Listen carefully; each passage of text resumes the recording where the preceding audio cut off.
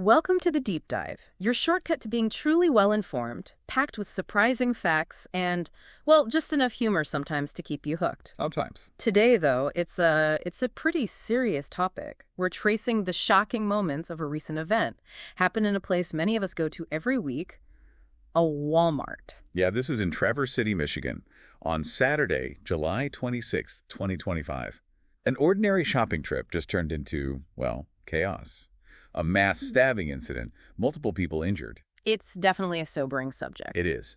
But our mission today is really to cut through the noise, distill the crucial insights from the reports, the eyewitness accounts. So we'll walk you through the events as they happen. Exactly. Then we'll get into the response community, officials, and what we know or don't know about the suspect. And try to put it in context. How does this fit into the broader picture of similar events in the U.S.? Right. The goal is helping you understand what happened, but also why it matters.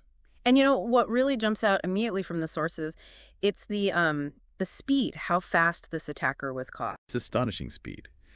And largely thanks to ordinary citizens. Just regular people rising to the occasion in this moment of panic. Okay, so let's unpack the specifics of that day. Let's do it. The attack itself, it happened just before 5 p.m. Eastern Daylight Time, EDT.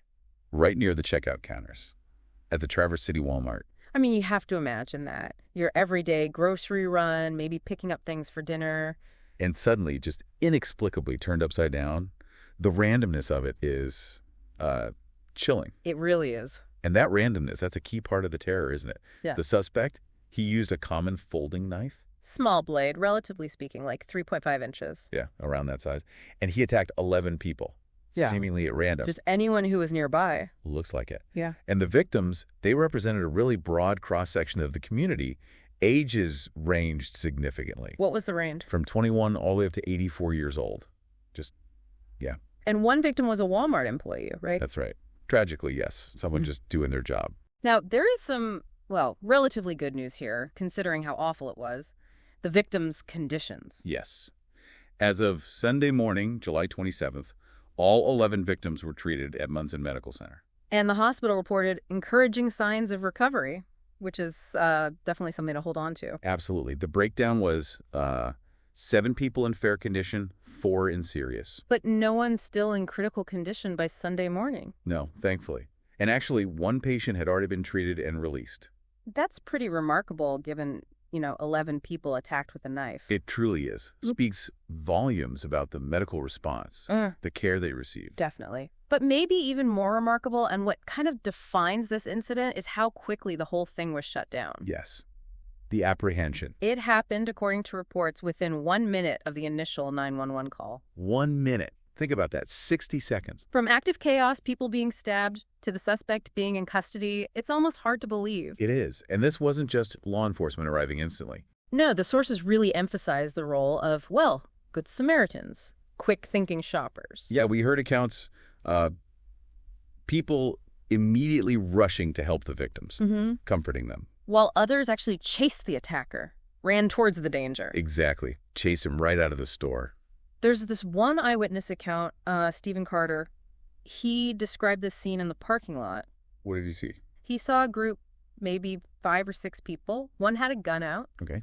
They surrounded the attacker, yelling, "Drop the knife! Drop the knife!" And the suspect. His response was just defiant. "I don't care! I don't care!" Kept backing away. Wow. But then someone just acted, tackled him. Just tackled him right there. Yeah. Subdued him on the ground until the first responders could get there. Just incredible bravery. Absolutely incredible. And Grand Traverse County Sheriff Michael Shea, he's been very clear about praising these citizens. He said they helped to save lives, right? Unequivocally. Yeah. Said they likely mitigated Lord knows how many additional victims. That immediate, unhesitating response. It wasn't just bravery, it was pivotal. It really was. It shows the huge impact individuals can have choosing to act in that kind of chaos. Yeah, that kind of self-reliance, individual courage, it stands out. So who is this person? Who is the suspect? Authority identified him as Bradford James Gille. He's 42, from Afton, Michigan. Okay. And does he have a history? Anything in his background? Well, yes. There's a documented criminal history that definitely raises some questions. Like what? Sources mention prior assault incidents. Controlled substance violations, too. Any specifics? There was a 2014 vandalism charge down in Florida. He served 49 days for that. And a drug possession history back in 2012. So a pattern of behavior there that authorities are surely looking into. Undoubtedly. And then there's some other personal details that have come out. Adds complexity. Such as? Well, he apparently identifies as a born-again Christian since 1997. Okay. And he's actually self-published 2 books. They're apparently available on Amazon. Huh. Okay. Anything else? Yes, and this is particularly disturbing and also quite perplexing. Content found on an X account, formerly Twitter. An account with his name and photo. Yes, dating back to 2022. Though, it's important to say, law enforcement hasn't officially verified this account belongs to him yet. Right. Caveat noted. But what's on it? Some really concerning stuff. References to Adolf Hitler. Oh, wow. Yeah, including a supposed dream sequence where he imagined himself as a German soldier in World War II. Oh, okay. Hoping, in the dream, that he would have been someone helping Jewish people escape the Holocaust. That's very specific and strange. It is. And there's also inflammatory commentary about Middle Eastern politics, specifically the Israel-Palestine conflict. What kind of commentary? Questioning Israel's establishment, references to Palestinian displacement, again, unverified but deeply concerning content, if it is his. So you have this criminal history, these odd personal details, this disturbing online presence. But do authorities have a motive, a clear reason why he did this? As of right now, no. They haven't determined a clear motive.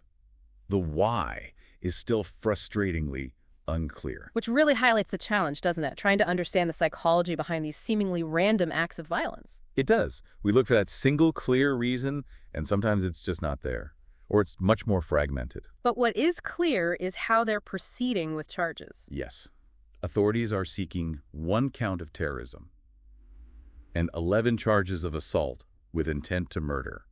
Terrorism, that's a significant charge. It is. And the county prosecutor, Noelle Mogenberg, she explained the thinking there. What was the rationale? She said the terrorism charge reflects the understanding that this attack wasn't just about harming specific individuals. It was designed to, quote, instill fear throughout the entire community. So it acknowledges the broader psychological impact, not just the physical injury. Exactly. It recognizes the intent was to terrorize the community as a whole. And Sheriff Shea also made a general comment about mental health, didn't he? He did. He said, generally speaking, anytime that you have someone that commits an incident or an act like this, there is some sort of mental health issue involved. But he didn't comment specifically on Gille's history. No, he declined to comment on that directly.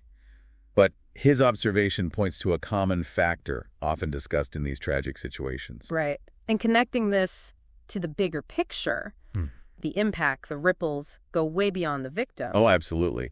The community sentiment in Traverse City, profoundly impacted. You saw descriptions from eyewitnesses like very panicky, very scary. Yeah, and people saying they'd never witnessed anything like that it felt like something you see out of the movies. That sense of shock, disbelief, it must really shake your sense of safety, your normalcy. Deeply. And you saw that reflected in official reactions, too, reaching beyond Michigan. Governor Gretchen Whitmer expressed thoughts for victims, gratitude for responders. Pete Buttigieg, former transportation secretary, and Chasten Buttigieg, they have ties to Michigan, said they were shaken by the awful and senseless violence. Even the FBI is involved. Deputy Director Dan Bongino confirmed FBI support is being provided. Right, showing how national resources get mobilized even for these local tragedies. And Walmart itself. They put out a statement called "The Violence Unacceptable," pledged full cooperation with the investigation. Importantly, there's also support for the wider community's mental health, right? Yes. They've set up community counseling centers, offering free counseling to any affected residents. Which shows an understanding that the trauma isn't just physical, it affects the whole community fabric. Definitely a necessary step. So this incident, horrific, but sadly not entirely unique. It makes us look at the context of mass stabbings in the U.S. Right. We hear a lot about other forms of mass violence, but knives are definitely a factor. How is a mass stabbing generally defined? Usually it's a single incident, multiple victims harmed or killed with a knife or sharp object.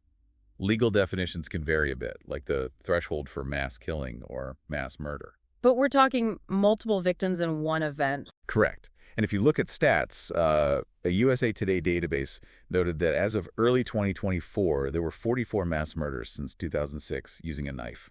And another 44 using other sharp objects. Exactly. It's interesting because the public conversation often focuses heavily on firearms. Understandably so. Of course. But the accessibility of knives, their silent nature, They remain a persistent threat in these mass casualty events. It's a different kind of challenge, maybe harder to detect beforehand. Makes sense. So this Traverse City attack, with 11 injured, no fatalities, thankfully, how does it compare? Well, in terms of the number of injured, it's now listed among the more notable 21st century mass stabbings. Comparable to what other incidents? Things like the 2014 Franklin Regional High School stabbing in Pennsylvania, that was 22 injured, or the 2013 Lone Star College stabbings in Texas, 14 injured there. So similar scale of non-fatal injuries. Right. Which does raise that important question, doesn't it? About community resilience, community response. Yeah, when something this unpredictable happens, how do individuals prepare and react? It really underscores that while the weapon might change, the need for that immediate, decisive community response is constant, like we saw with the bystanders here. So, wrapping this up, what does this all mean for you listening?